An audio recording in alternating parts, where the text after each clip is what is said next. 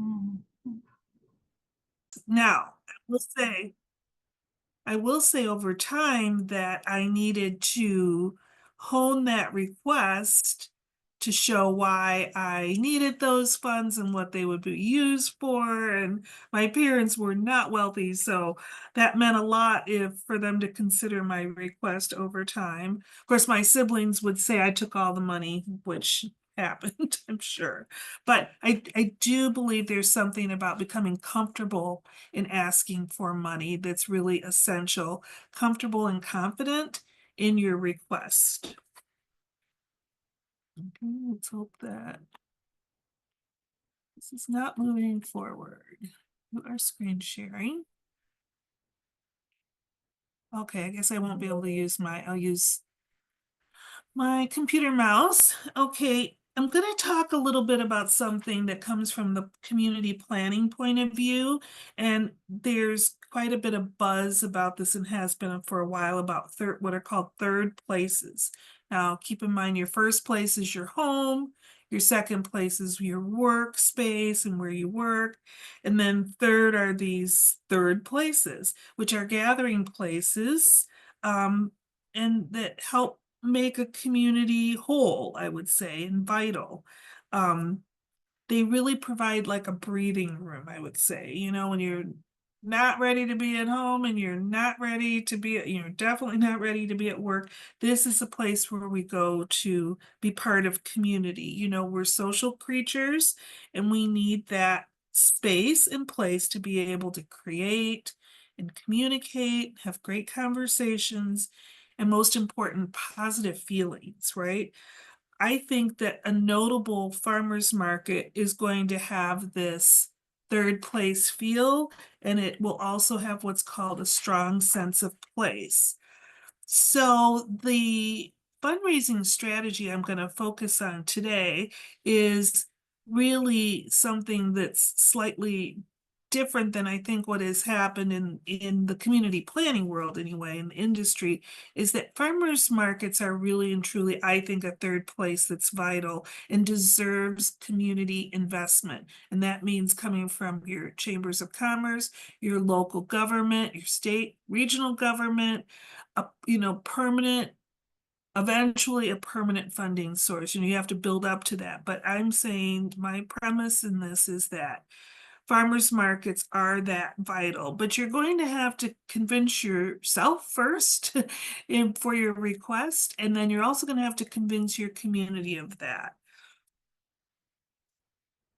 Okay, we'll go to the next slide. Oops, we're going the other way. So just to kind of talk a little bit about these third places, you can see how we've had them forever, right? You know, the saloon, if you think of the Old West, you think of the saloon, right?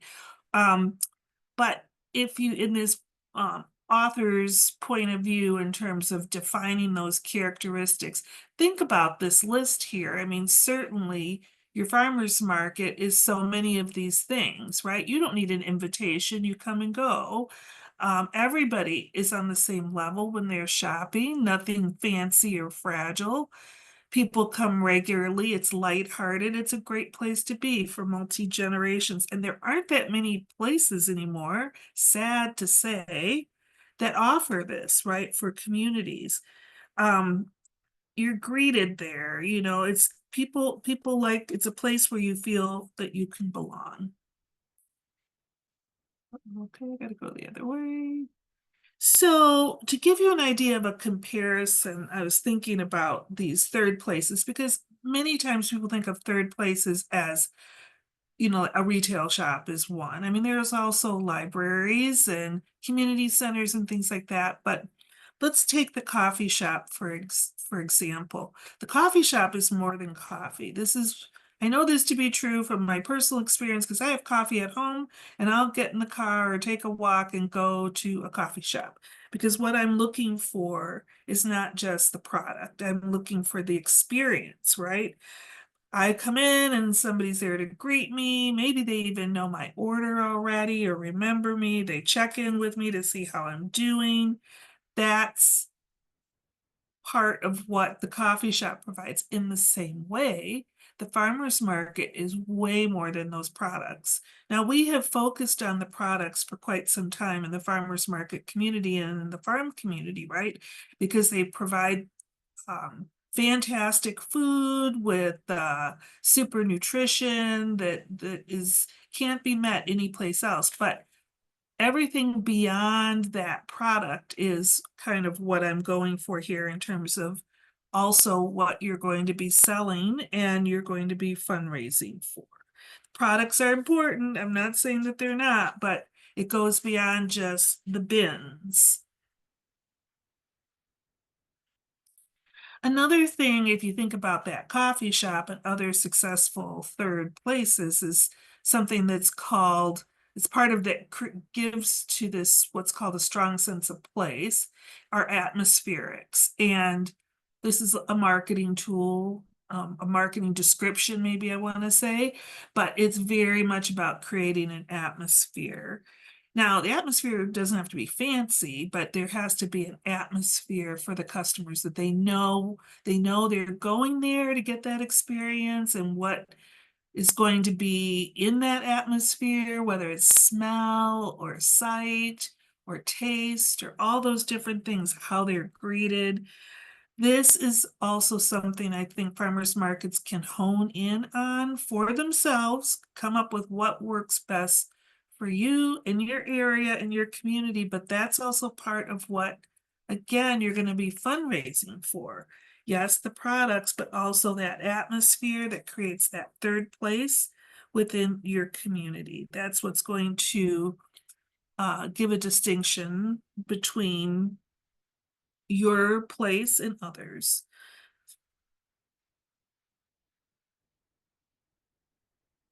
All of this is leading to another community planning term that I'm going to throw out there, and it's called placemaking. And communities are way into this, whether you're a small town, big city, or anything in between. They're looking for places where this geography or this location matches with the people that are going to be there. And that space, that overlap, is where placemaking can best occur. And it does have to be identified and kind of people have to be reminded that that's what's happening. And, here's an example from a farmer's market that I was in my community. And here they have the ad right there, Kane County raspberries. They're beautiful. They were in season. They were probably just picked at that moment. Um, there's no question that that's, affirming the location and all of those things in terms of placemaking. Now, if I were thinking about this takeaway, I probably would have added like a logo or something so that when you get home, it's like just picked it from Kane, something like that. Just a reminder of that. But that's part of that, bringing that back home to your first place, bringing a little takeaway from your third place to your first place, or even your second place if you're bringing those berries into the office to share. Ooh, I keep going the wrong way. Okay, so now that I have you thinking about this placemaking and your sense of place and third places and atmosphere and everything, now it comes to, once you've defined that and what that means for your location, now it's time to talk about, for fundraising, how do we get that messaging out to the community? I mean, that first part of everything I've talked about takes a while. That is not an easy thing to do. But once you start having that and you want to reinforce it, community meetings are really a great way to start, just to have your presence there, right? And remind people that you're part of the community and that's part of that. Um, and then everyone's favorite, public speaking. But this is really, really important for selling, right? There are meetings that are happening all the time, everywhere. You don't need to create another meeting. Go to someone else's meeting, get on the guest speaker list or just show up and be positive. So many meetings are negative and people complaining. Well, instead, let's talk about all the positives of your farmers market and what it means within the community, which I think is more important again is than the product. It's like, what are you bringing? You're an essential part of that community and reminding everyone that you are. And thereby later, when you're asking for money, it's not out of the blue. You have been part of their activities and their speaking engagements, and maybe you're at their table as well, which would be fantastic. That's the easiest way to ask for money, when they know you and you know them, and that's just part of it. You're working hand in hand for your community. Oops. Okay, so here's what I did. I went to the internet and I started looking at some other examples of things that I think that can kind of play into this ask for funding. And I follow Nashville on social media, their farmers markets, so it's always fun to see what they're doing. And we know Nashville is a huge tourism destination. So they have their local community and they have that huge, but I did want to take a look what they've done here in terms of their marketing. They're not only marketing their farmers market, but they're marketing the produce stands who are their vendors as well. And in this drawing, which I think serves many purposes. One of them is that you get reminded of the distance from where food is being grown to where the marketplace that it's going to be sold at your farmer's market. It also, if you go to their next example, is they suggest go ahead and take a road trip. So they kind of start dipping into agritourism here as well. You don't often think of the farmers market as leading agritourism for the community, but it makes sense, right? It totally makes sense. So that here, suggesting go ahead and take a road trip and, go look at the small towns and also come to our major market here. But there's lots to be um, considered when it comes to the agritourism in our community, in our region. And I think this is the other thing that can help in terms of fundraising, is not just think super local or hyper local, but go a little broader, because we exist in regions, right? Or sub-regions, and that's a great way to look for partnership and supporters. But opening it up for the experience within agritourism is something I would certainly explore. If you're a more sophisticated, larger city and you have a planning department with community planners or economic development, or even if you're a small community and they're working on these things, go ahead and get it formalized in your plans. This is really important for community goal setting and objectives, and eventually funding. Things don't get funded if they're not on paper in the government world, especially in the local government world. Now more than ever, I think we all know that we're not going to be able to rely on federal funding for farmers markets, and a lot of farm and agriculture right now is a sustained regular source of income. We're going to have to look local to be able to keep ourselves afloat and striving and moving ahead. And one way you do that in community planning within communities is you get it on the map. That can help with all different kinds of things with the farmers market and beyond, because you get your elected officials thinking about funding something that has been approved. And the other thing, once it's approved and on the map, it's approved. So you don't have to go back and prove it every time to ask for funding.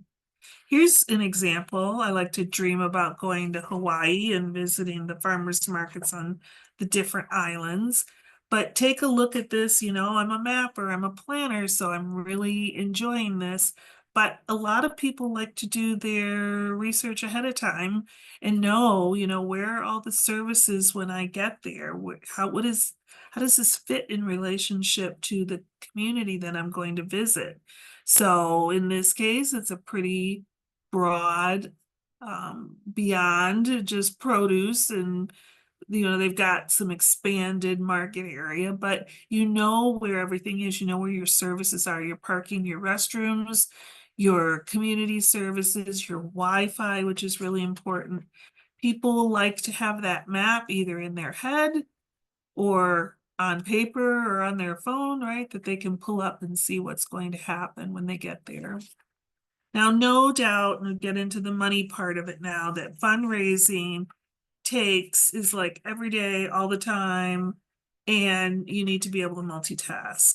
That's something that I've learned. Like, I walk around thinking about it all the time. It's not like it goes away. I can't wait until I am a month out and say, oh, I really need something. I really need this money. That rarely works. I might try for it, but I can't count on it.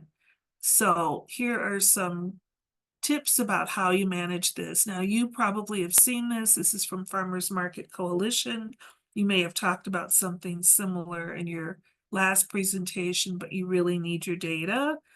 And even if you don't have all your community data yet, you can use the national or the state data that ILFMA has to be ready to tell the story of a farmer's market and all the benefits that it brings to the community, and that it's not just a temporary summer activity and then it's gone. I think that that's part of shifting this fundraising mindset to the community funders, that this is something that is a permanent fixture and vital fixture into the community. And here are the reasons that we know, the proof that we have in our stats to show that. So starting to put together that why is going to be really important. Oops. And then, of course, you're probably thinking at this point, I can't do all of this myself. This is too much, and it is too much for one person, which is why you need a team. And there's lots of aspects of different kinds of fundraising, which I'm showing you on the left there. And they're all great. And ideally, you would build to where you're doing all of that all the time, but that's a step-by-step process.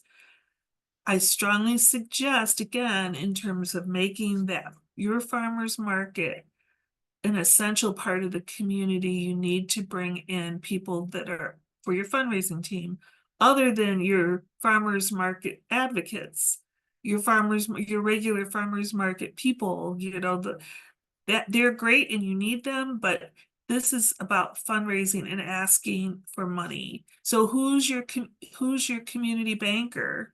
They have a requirement to give back to the community. And so you need to be in touch with them, at least maybe on your team, but certainly in regular communication with them. And then where do you hold your accounts? Even if they're small accounts, you're a valid customer there, and you have contacts as well. That's another person that you should be in regular contact with. It's like your financial team, right? Same as your insurance provider. If you have insurance, for whatever it might be. Obviously, your vendors, there will be some people there that will be sophisticated. They have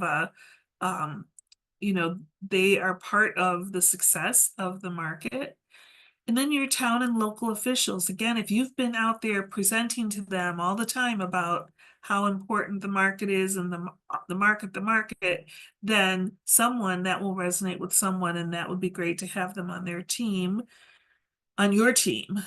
Youth in schools, there's no better way to get to families except by, messaging with kids in schools. So I'm sure there are all kinds of activities you can do around that.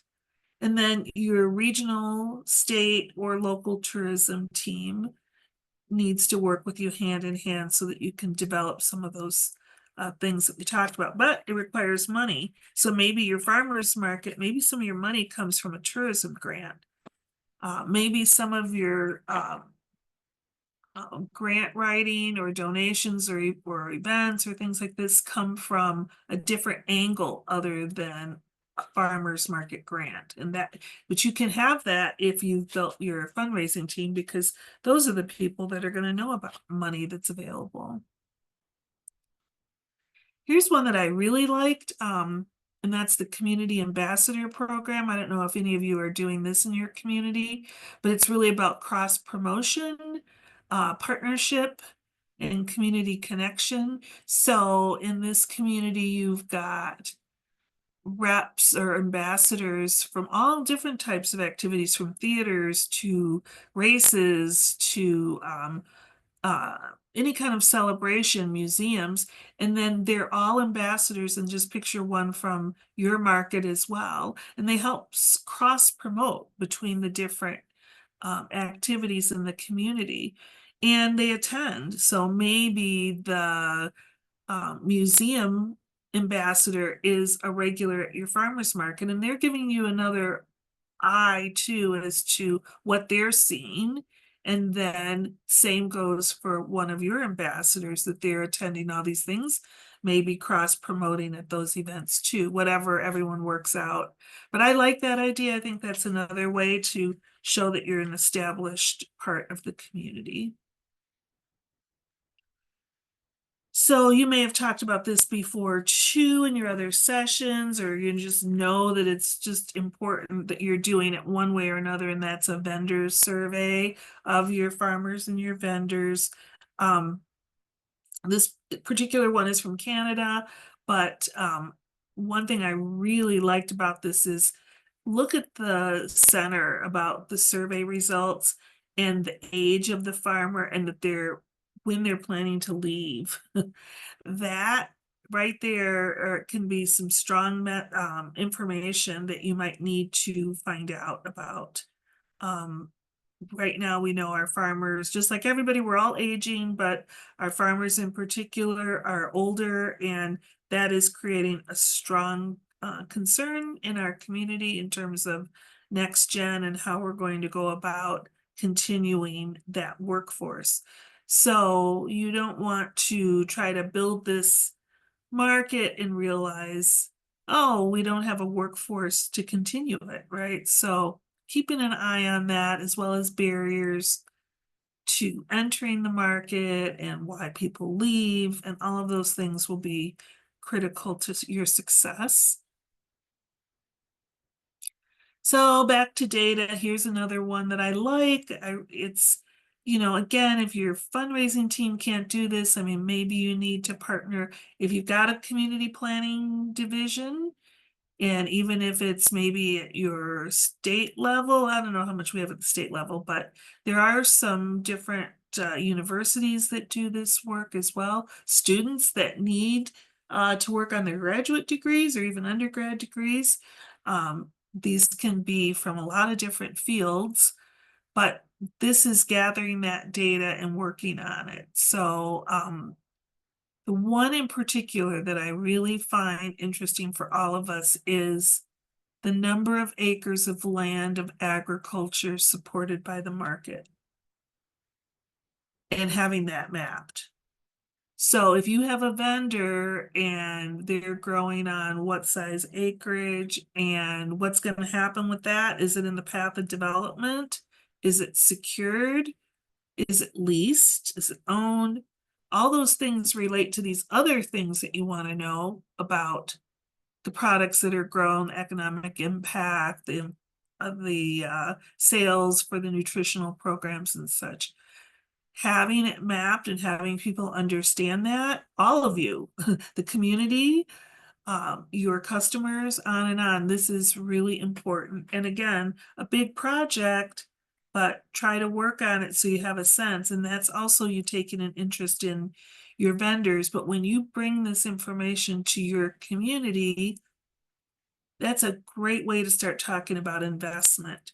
What do they need to invest in order to solidify your market?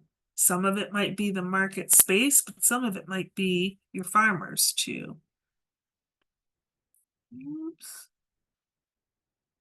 Okay, so also when it comes to fundraising, I don't know if you all have been on Charity Navigator. It's a great website you can just jump on and take a look at to see what people are looking for or in terms of their ask. It's really interesting just to kind of go in there and you can go in there and say, what are the top donor sites? And discover the charities that are out there. But just to find out, okay, who's asking for money? A lot of people are asking for money. So if you're going to do that, yes, you can create a profile. That is something you can shoot to do. But when I looked at the farmers markets ones, I did see market in there with, it wasn't completely filled out. So that doesn't send a great message either. After you've gathered all of your information, all the things that we just talked about, then you're ready to start asking for money. You have to know these things, and you'll see the reports in there of what they're asking. And you will see that the top receivers across the board have all this information really clearly stated. That information will be perfect for grant writing. It'll be perfect for any kind of ask for funding or investment when you have all of this there. Now you can have it in not just a narrative form. Maybe you've got your maps, maybe you've got other photos and other things to show. Certainly farmers markets are probably the most interesting way to show, the beautiful colors and everything to show in a graphic way. But still you have to have the all of this information ready to go. So again, long-term project, but definitely worth doing. Okay, and then even though I've written a lot of grants and asked for a lot of money, I'm not a grant writer. I've learned a lot of ins and outs on that, but I strongly recommend that you use a grant writer, a professional grant writer. You might say, well, we don't have money to do that. Well, true, you maybe not right now, but you can go shopping around for a grant writer. You can develop a relationship with one so you know that if the time comes that there's a really important grant that is more than you can handle in-house, that you have a relationship built. You can't just Google for this person the same week that you want that grant written. The best grant writers are already booked, right? So once you have all the information of things that I mentioned now that you should have about your operation and about your community and all this data and all this information, you could start talking to the grant writers. Have one that, oh yeah, I work in that area of local foods and markets and things. Sure, I can, but it's going to cost this. Make sure you know what it is. Then you can be ready for this. You might approach your local community foundation and say, we know this grant is coming up. We've talked to our grant writer, and now's the time that we could use some money to hire them. And that will, if funded, then that will really help us because we'll be able to bring back that money in terms of sales or whatever it is that you're looking to do. So just to give you an idea, here's some of the prices. Again, it's going to depend on what you're going to do, but this was online. A lot of grant writers, a lot of all of this is now online anymore. It's not like you walk down the street and find your grant writer in your town center. I mean, you might, but chances are good you're not going to. Everything is online, so you have to do a little shopping around, but I don't think these prices are outrageous if the grant is such a size that it you know, would require this amount of investment. But again, this is something maybe you're talking to your banker about, maybe you're talking to your community foundation. Show them that you're ready to apply for a grant, that you have all this information, and then for them, it might not be such an expensive grant to give you.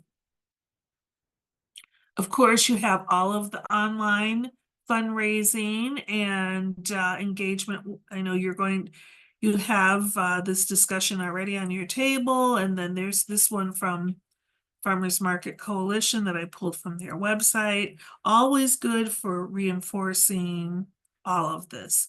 But you can see what I'm saying. This is 365. This is constantly running in the background to do all these things, right? You can't just say, okay, today we're going to do this and expect the turnaround. It doesn't work that way, successfully anyway. And then finally, I'm going to suggest you look at a platform. This is one, there are many out there, but this is what people are going toward when they're fundraising, regardless of the area, is they use a platform that has many things in it that you can use and then use over and over. And this one called Give Butter has way that you do your donor management. You keep track of your donors, your everybody, like in this application. And then it helps you expand beyond that to do fundraising. This one in particular, the fees are passed on, I think. I'm pretty sure that's the way this goes, but it helps to have one different, like one place that you're working from and that your entire team is working from.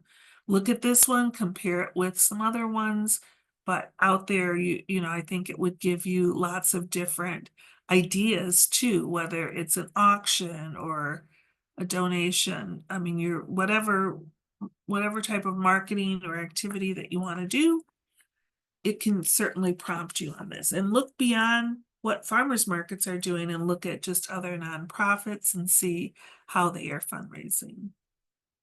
So with that, and of course, lean on ILFMA. I know Janie gave you lots of good resources just to get started today, and there's always plenty to build on. And again, it's going to take a lot of time, but once you get used to it, it's a very satisfactory feeling to build your market or your effort with lots of money coming from lots of different places. So with that, that's my last slide. I don't know if anyone has any questions. Thank you, Janice. Any questions specifically? What I appreciate about Janice is a different perspective.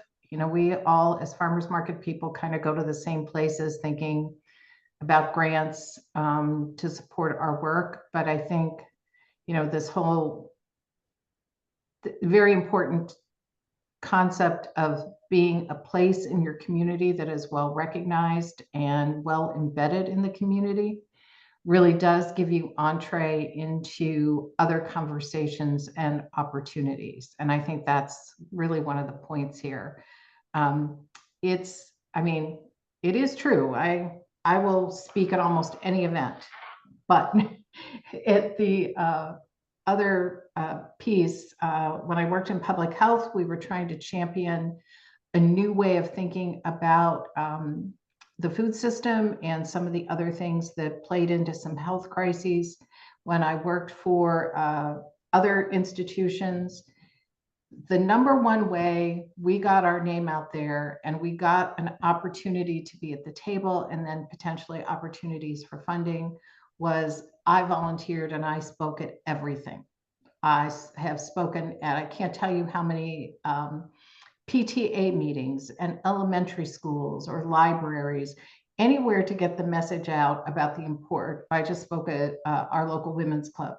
Anything to get out the message about the importance of the work that you all do and your place in the community, I think is really, really key. Via, go ahead. First of all, I just want to say thank you so much, Janice, for this today, because I'm looking at it from a different lens now. I always like to collect all the metrics that I can, but I did not think about that one that you had on the slide that said the number of jobs supported by this vendor is something that could and should be tracked. And I guess when you think about that, that is paramount, because a lot of times farmers will come out or just regular vendors, and it's just them because right now they can't afford it. And you think about, well, how many, when you talk with them, how many people would it really take for you to run this booth and to do it the way that you really want it to be done? And then if they tell me, oh, I really need 2 other hands or 300 hands, then that shows that there's growth, first of all, to be had. But we need to make sure that whoever we're already funding with knows that this is a consistent vendor, but they need more help. Is there any way that we possibly can aid them in finding the people that they need? Is there something we can do? It doesn't have to be from a money standpoint. It could just be us putting their ask up on our website or on our newsletter. And that's what my brain started churning when I read that on that slide. And I just want to thank you for going in deep with that, because I'm the weirdo like that. My brain works that way, that I want to see all the rabbit holes we can go down and make sense to aid our vendors so that they don't want to leave our markets, because we know that they can get gobbled up by somebody else, but also that that's another way we can show them that we're invested in them. That as a market manager, I come to you and say, what do you think you need to make your setup better or to make your experience here better? I ask them that on the end of my survey, what can we do to make this day better? But I never say to make the market experience for you better. And so I'm going to change that question this year from this day to how can we make the market experience better? I just did some interviews and a young lady told me, thank you so much for asking me that, but it was not my regular. How can we make the day better? So now I'm going to do that, and I'm going to get off my little mini soapbox. But I just had to say that to you because I'm so grateful that you put that up there and got my brain to thinking. And also the whole piece about creating that team, that fundraising team. We think about all the other teams that we need to be a part of. We need our own team to run the market. And we're thinking about the manager, the assistant, maybe our volunteers or 2 other key people. But we forget to think about everything that we do in this market requires a team, because you will burn out 1 or 2 people if they're doing all of the things. But you need to be in proper perspective and create that team. So thank you, Janice, so much for the slides you did and the effort you put into doing today, because it got me thinking. That's perfect. That's what I wanted to hear, that you're thinking about this from a different perspective. Janie and I have had this thought about this for a while from the standpoint of one of the big roles of the farmers market is it's an incubator for all of these businesses.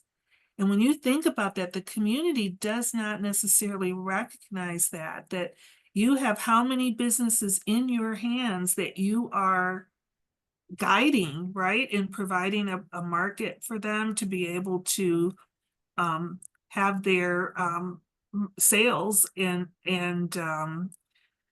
their relationship building and all the things that come from a market. So the farmers market, while it might be a nonprofit venture or a community venture, it's a business in itself supporting these other businesses. And in terms of how it's functioning, right? It's really, there's a lot of responsibility, and getting the community to recognize from the financial point of view all of these different angles to it. So wonderful that you're starting to look at this. Janie and I have been playing around with this for a while in terms of how to show the expanse of the responsibility of a market and all that you all do. It's tremendous. Yeah. No, it really is. And I don't think people think about markets as business incubators, but they truly are. One of the most important pieces of data I think you could all help me collect is the number of businesses that came to your market, and then maybe they left, maybe they didn't, but that they now sell through other market channels. So they started at the farmers market, but now do they do online sales? Maybe they do retail or wholesale selling as well. Or we're hearing from places across the state, bakeries and food trucks and different businesses like that becoming brick and mortar stores. So from this farmers market, that's a relatively low cost entry point, we're seeing this expansion. But I think when you start to think about this, then when you have that conversation at the local level with your insurance broker and your business and your banker, Anybody, my new group that I found, I now go to high school football games because of the age of people in my family. All those names around the high school football field that are giving money, they want exposure. So go to a high school football field and take down the names and phone numbers of everybody that has a banner across that area, because that's the kind of people that want to know that you're doing business incubator work, that you're supporting jobs, that you're bringing nutrition to the community, whatever it is. They really want, those local people want to talk about their community in a positive light. And anymore, positive, as Janice said at the beginning, positive stories or positive input at meetings is less common than you might think. And so you go tell a positive snip of your farmers market, you're going to find some really positive responses, I think. Other questions or comments? Oh, all right. So now we want to share this webinar in Texas. So Janice and I will talk about that. That sounds fun. But yes, we share it on our YouTube channel, so it would be available for you to share with your community in Texas as well.